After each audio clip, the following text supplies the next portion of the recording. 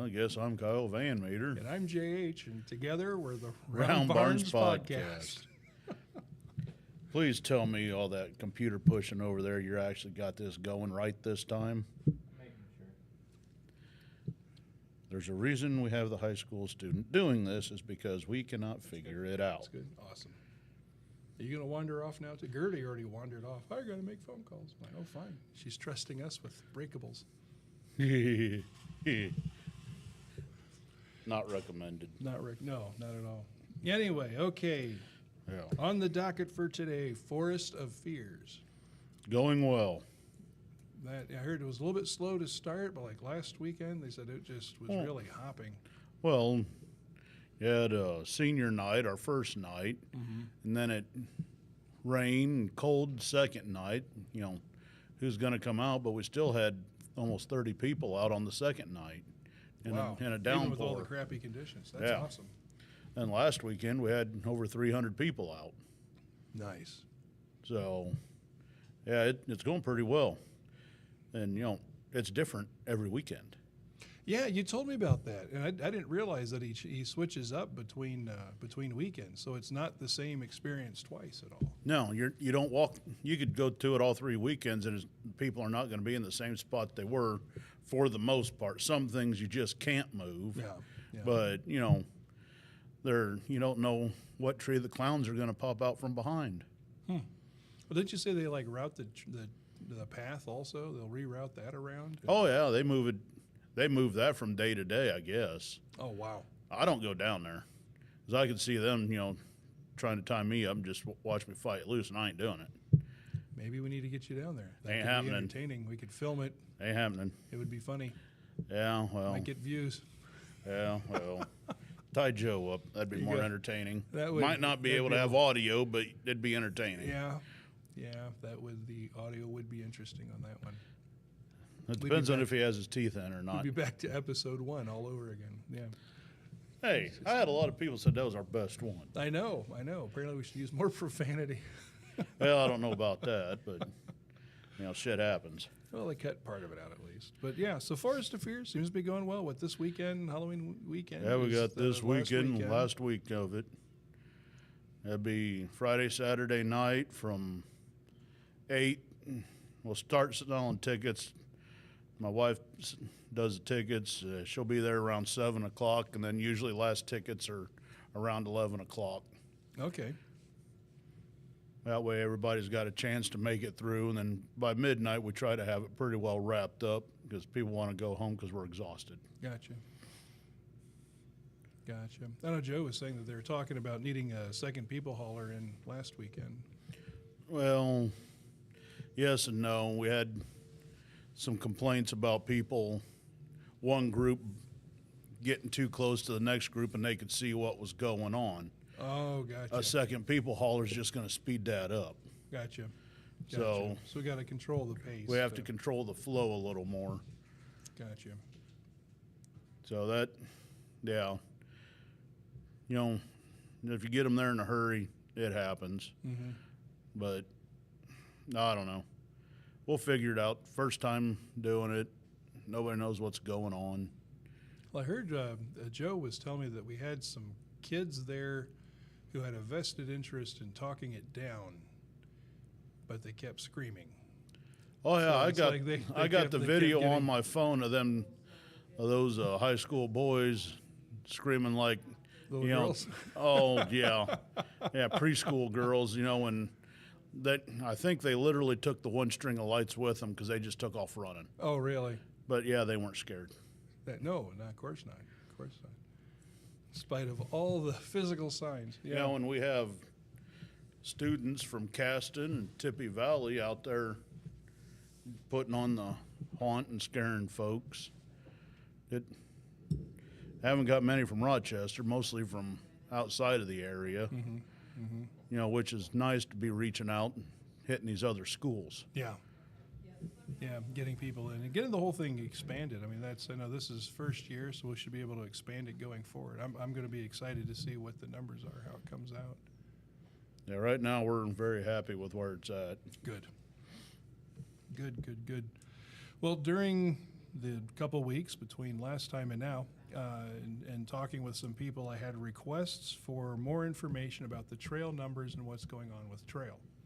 Well, trail's over. So yeah, but That's what's going on with trail. Well, I was down at Colonial Market Days this last weekend for that event, and when I was over at Feast a week or two before, and at Mississinawa before that, I was really pleasantly surprised how many people came up some who had been to trail, and others who had not, that were excited about what they're hearing going on out there, changes we're working on making and increasing. For the last 15 years, basically, we've been on a downward trend. Yeah.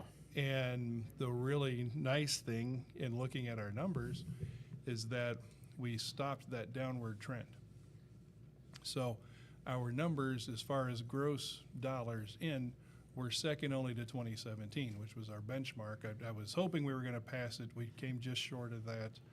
So it was a profitable event for the organization, which its primary purpose is raising funds for the organization. Yeah.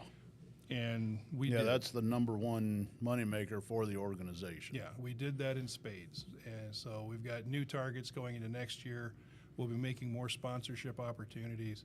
Just a lot of really, and working on new entertainers that we're working on bringing in, and vendors. So participants-wise, we had around 650 participants. Next year, the goal I've been working off of is 725. The feedback I've been getting indicates we may shoot past that. We're gonna see. That won't upset me. No, not at all. If we could hit 1,000, I'd be very happy if we get 1,000 participants. And this is people who are showing up, camping, helping in vendor stations, whatever. So if they're actually participating in the program. So I've got another band we're looking at. We've got, which is a kids band. We've got a guy out of Virginia we're looking at who does a really neat 18th century magic show. Apparently he's the magic show guy for Mount Vernon. So he travels all over with it. And he just enjoys doing it. Well, that's neat. So yeah, neat guy. Jerry and I pulled him aside and talked with him some. So he was really cool. So public wise, we had north of 5,000 public. So that's awesome. Working on getting that bumped up in the future. I'd like to see if we can actually hit 7.5 to 10 next year. I don't know if we can double that amount of time, but we didn't completely fill out the parking lot. If we can fill out the parking lot to where we have to begin considering overflow parking across the road, I want to get to that again, because there have been years in the past that we did that, but it's been a very long time. So if we can get that set up, we get those kind of numbers in again, that would be amazing. Problem is back then it was a hay field, now it's a cornfield. We'll work it out. Oh, Yeah. me go work it out. No, this is the trail team. We'll go figure it out. Oh, don't worry, I've already got it figured out. Okay, well You in just that never case, ask. Well, try not to bother. You got enough crap on your table right now. One of the things you guys don't realize, so this whole thing is all this stuff is volunteer done. We have 2 paid employees, and so they're hustling to get all their stuff done. So basically, with stuff in the summertime, Kyle pretty much spent his bolt on that, and I spent mine on trail. And so now we're both still in the process of catch-up for everything that fell behind while we were focusing on stuff out there. So, how did that get to that point? Over the previous 15 years, we lost our volunteer base. Yeah, we lost it bad. Yeah, and now People don't like being yelled at, and then a lot of them just got old and what have you. Yeah. So what we're working on now in the trail team, which is the committee or whatever we've put together, whose purpose is to build trail back up in Redbud. As we're working on that, we're spotting areas of difficulty and figuring out creative ways to get volunteers in or to deal with it. So down at Colonial Market Days, Mark, the ox guy, was down there. He's got a Conestogan wagon people hauler.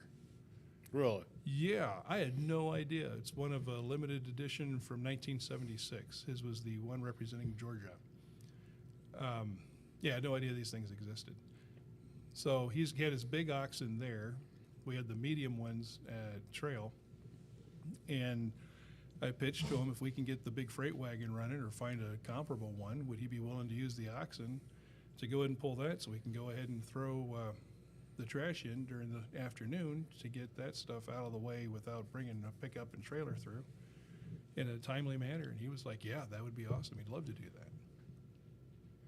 So he's like, if we won, you could probably even do ox rides or something, bring in that other ones. People can ride on the ox wagon around the internal area. 1820s PBR. Yeah, pretty much. Not Pabst Blue Ribbon Pro Bull Riding. I wasn't going to say it. I'd go for either one right now. Yeah, I understand. So overall, the historic trend was downward. This year, we turned it around, and now we're working. If people have interest in volunteering for things specifically for trail, let us know. We're developing the areas where we need it. We're developing, like we've agreed, we'll be doing the "You Are Here" signs, at least 2 of those set up.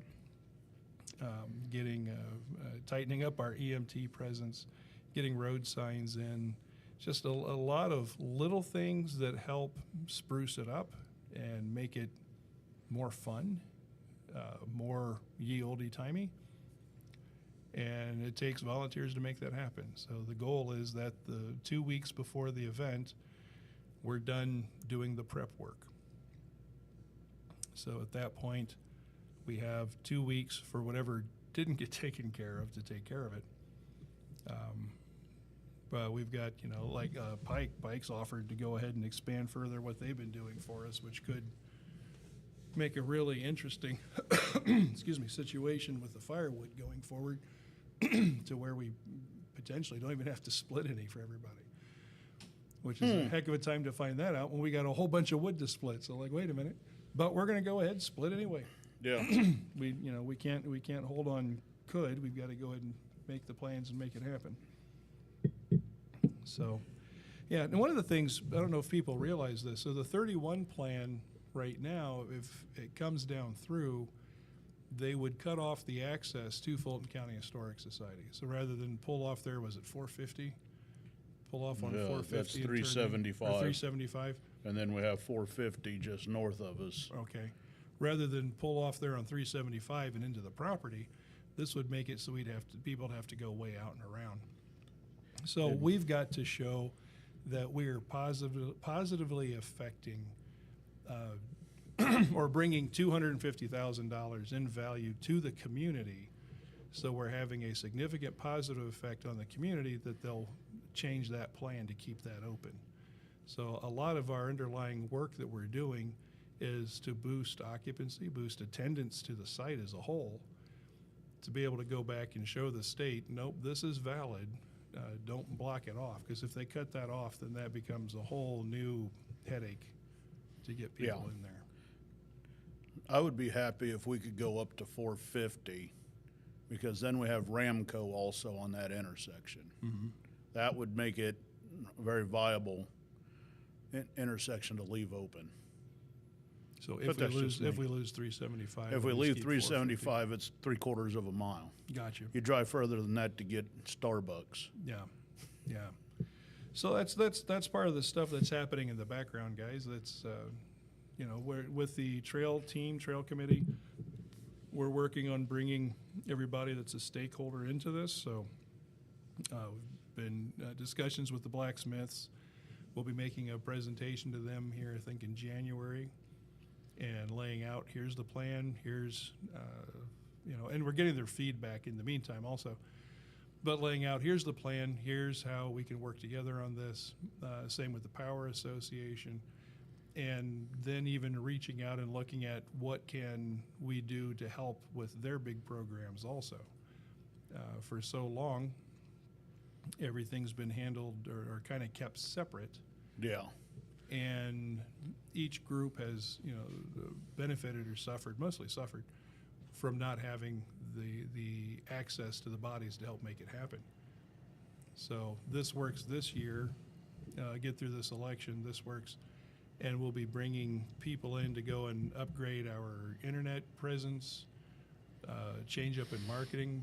I had a meeting with Bob Oth, who put together the Kokomo event for years down outside of Rushville. He's willing to help us with the marketing approach that he used that took a very difficult to get to site and in short order put it so he had attendance numbers comparable to or better than what we have presently. And we're right on Around US 31. Yeah. So he's got some really good ideas he's bringing forward. We've got others who are bringing new ideas forward, and a lot of it's not just, oh, you got to spend more money. It's like, well, the money we have, how do we spend that better? Yeah. How are we better stewards of the money? We're trying to build community. How do we be better stewards of that, spend it most effectively to help further do the reach out? Spend to a build nickel, that make a community? dime. Exactly. Or a quarter, or a $5 bill. I can hope. You can hope. Yep. If we can double the money, I'm happy. Yeah. Well, I don't know, we're going to try. I'm working with Melinda and Danny T on the trail team.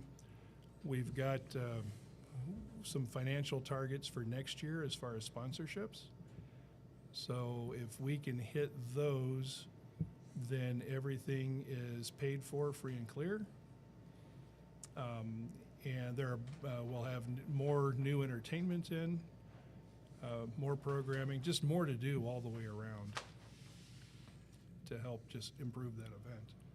And So- people can spend half a day there instead of an hour or two in and out. Yeah. Of course, you got the ones that show up, they get their kettle corn, they get their root beer, they gone. Yeah. Which, I think we need to move them guys clear to the back and make people to the walk all other the way end, through. yeah. Well, so some upcoming things we're working on. We've got, we've got a gentleman that we're working with to fine-tune or upgrade the online presence for the organization. We've also got a gentleman we're working on bringing in to focus on the range. He's been very involved with both U.S. Marine Corps range stuff as well as Isaac Walton range development. And he's already, a couple times we've had some impromptu meetings where he wouldn't shut up. That No. he is on top of it. He's already making moves. So we get through the election next month, and we'll be turning him loose to go ahead and just make stuff happen. Yeah, well, yeah, even that for trail. Yeah. You know, we may have one heck of a range back there. Well, that's been a draw. I've been surprised with a lot of these people that are looking at this, that are talking, as we mentioned, the range opportunity, that are getting really excited with that. Because it's, for the reenactor folks, a lot of them don't shoot live because they don't have opportunity. Yeah. So now it's, hey, here's a program that specifically has opportunity to shoot live. And so you can learn how your musket works. And that's really seems to be catching people. And hopefully doesn't explode in your hand. Well, that's the East India production ones. We've told them this isn't the place to proof your musket. This is the place to use a proven musket. So people are aware. The muskets supplied by, that reenactors purchase, a lot of them are purchased from some East Indian manufacturers that they're in, there are issues with barrels blowing up. Oh, seriously? Yeah, the British Proof House, the law or agreement with India changed. Previously, all the barrels going, if I sell muskets to the UK, they go through the proof house and they proof the barrels. So if it's our production, not concerned. Pedersoli Morocco, not concerned. East Indian muskets, the failure rate had gotten to the point that the Indians began refusing to receive them back. In the States, Wow. there is no proofing process. So we had some importers who were doing the proofing themselves, and then they had a failure rate get to the point that they just stopped because it was costing them too much to keep bringing these things in. Most reenactors are just shooting blanks. They have no idea or don't tend to care about the thin spots in their barrels and whatever else. The East Indian pieces were originally made to be wall hangers. So IMA brought them in years ago as wall hangers. Gotcha. And then people started grabbing them and running with them. There are some that were made with excellent barrels. I've got one that the barrel on it was an original musket barrel that was still solid. A couple of others I've seen have like actual shotgun barrels that they scavenged and used for barrels on these It's things. been hillbillified. Pretty much. And there are people, if they hear this podcast, will get very upset and potentially threaten lawsuit. And I'm like, I really don't care. Let's talk about what it actually is. Yeah, here we go, and I'm the one that is going to get us in trouble. That's right. That's right. But that's when people are looking at you see, oh, it's an East Indian musket. Like, really? If you're going to live fire it, do it at home. Yeah, it needs to be proofed. You got to proof it. So it makes it interesting. But yeah, so with the range, we've explained to people this isn't where you proof your barrels. And we could set up a time to proof them if you want, but that's not during the event. We don't need the public walking up and seeing somebody's barrel blow up on them. Yeah, we could do it during Forest of Fearz. Wow, that looks so real. Look at all that blood. Yeah. Yeah, that ambulance is like they're really serious. What the heck? Like, yeah, funniest thing. But yeah, so it's we've got a lot of neat stuff going on, guys. We've got a lot of neat opportunities, and we've got goals now. We've got transparency we're working towards. Melinda's working towards a grant for the original Tarzan that was from Fulton County. Yeah, Elmo Lincoln. Yeah. I can't believe all the crap I can't remember, but I can remember. I don't know how you remembered that. I could picture him, but I'm like, oh, that's I can picture him, but I can't. Yeah, no I idea. guess there was supposed to be someone coming from Louisville today, or Louisville, or Louisville, or Louisville. Louisville. Mm-hmm.